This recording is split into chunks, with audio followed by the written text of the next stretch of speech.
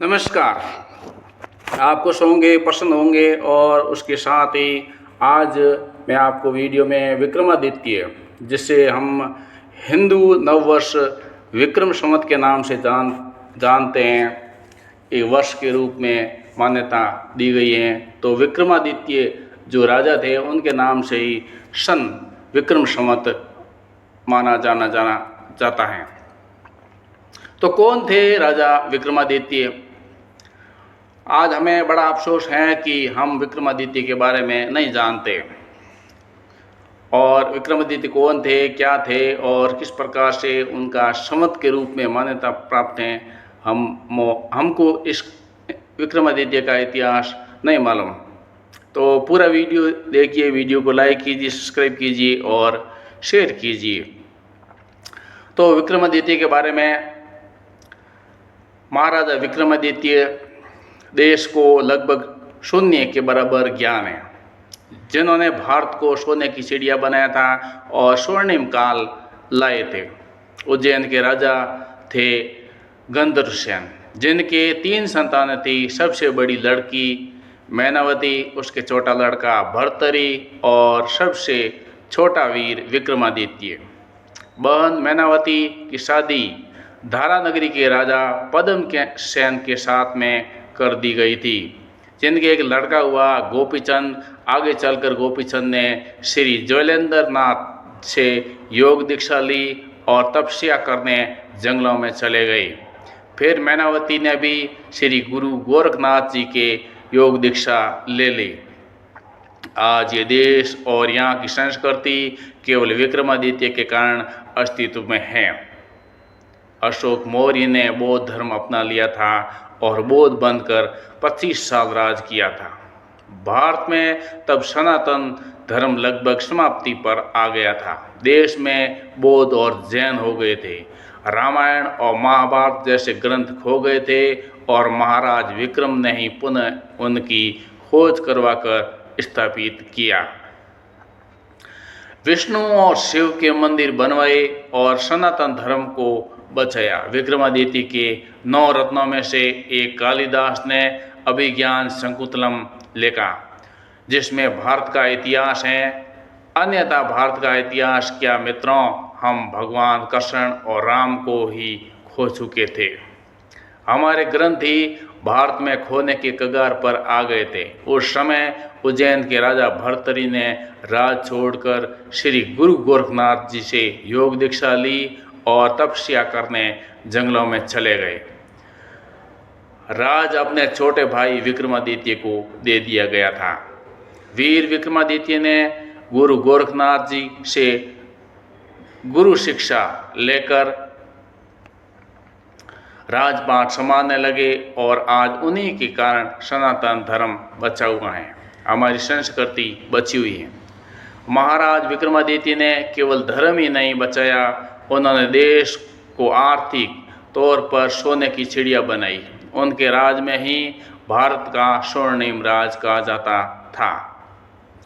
विक्रमादित्य के काल में भारत का कपड़ा विदेशी व्यापारी सोने के वजन से खरीदते थे। भारत में इतना सोना आ गया था कि विक्रमादित्य काल में सोने के सिक्के चलते थे।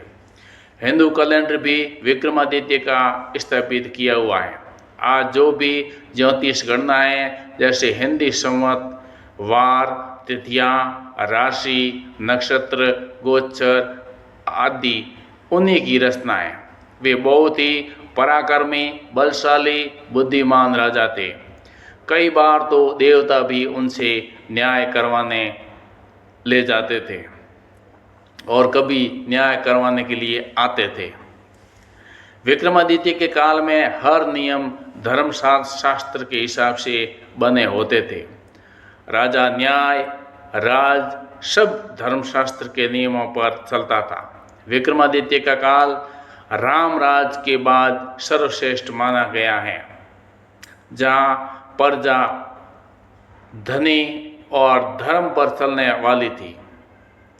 पर बड़े दुख की बात है कि भारत के सबसे महानतम राजा के बारे में अंग्रेजी मानसिकता के गुलाम शासकों के शासनकाल में लिखित इतिहास भारत की जनता को शून्य ज्ञान देता है। जबकि कुतुब मीनार राजा विक्रमादित्य द्वारा बनाया गया हिंदू नक्षत्र निरीक्षण है।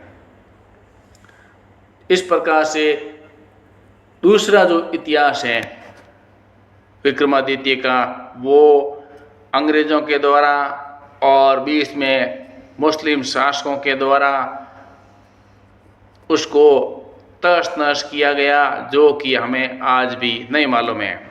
लेकिन हम इतना बता सकते हैं कि विक्रमादित्य के किए गए जो काम हैं, उनका जो राम राज्य है वो बड़ा अच्छा था और उस राम राज्य में वो सर्वश्रेष्ठ थे, सर्वश्रेष्ठ राजा की श्रेणी में है। लेकिन हम आज भूल गए, उनका इतिहास नहीं मिल रहा है। लेकिन उनका जो एक यादगार के जो संवत चल रहा है विक्रमादित्य, हम उसको भी भूल गए। हम अंग्रेजी कैलेंडर के पीछे पड़े हुए हैं, हमको वार नक्षत्र कुछ भी नहीं मालूम।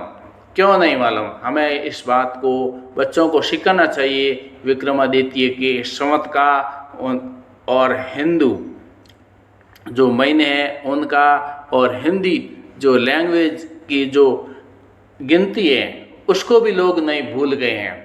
जबकि हम सनातनी, हमारी सनातनी संस्कृति, हिंदू संस्कृति, उसमें हिंदी बोलने में, हिंदी लिखने में हमको याद आनी चाहिए, सीखनी चाहिए। तो ये विक्रमादित्य हमें सनातन संस्कृति को आगे बढ़ाने के लिए प्रेरित करता है और उन्हीं का वर्ष विक्रम संवत है। आपको मालूम है अभी विक्रम संवत कितना चल रहा है?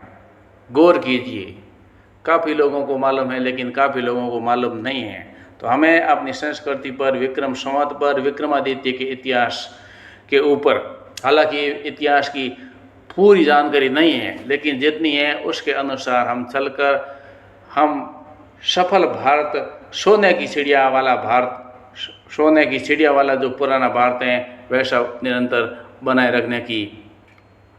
बनाने की कोशिश होनी चाहिए। निरंतर आगे बढ़ते रहने की कोशिश होनी चाहिए। हम चाहे पाश्चात्य संस्कृति की ओर घुस के, दूसरी संस्कृति की ओर घुस के, लेकिन हमें भारत की संस्कृति को भी नहीं भूलना चाहिए। क्या सही है क्या गलत है उस निर्णय पर हमें फैसला करना होगा और उस निर्णय के अनुसार हमें जीवन में चलेंगे तो हमारी प्रगति, उन्नति, तरक्की होती रहेगी। आज के लिए बस इतना ही। विक्रमादित्य का छोटा सा एक याददाश्त के लिए, विक्रम संवत शुरू हुआ विक्रमादित्य के कारण। आप मेरे वीडियो को लाइक कीजिए, सब्सक्राइब कीजिए और शेयर कीजिए। बहुत बहुत धन्यवाद। जय हिंद।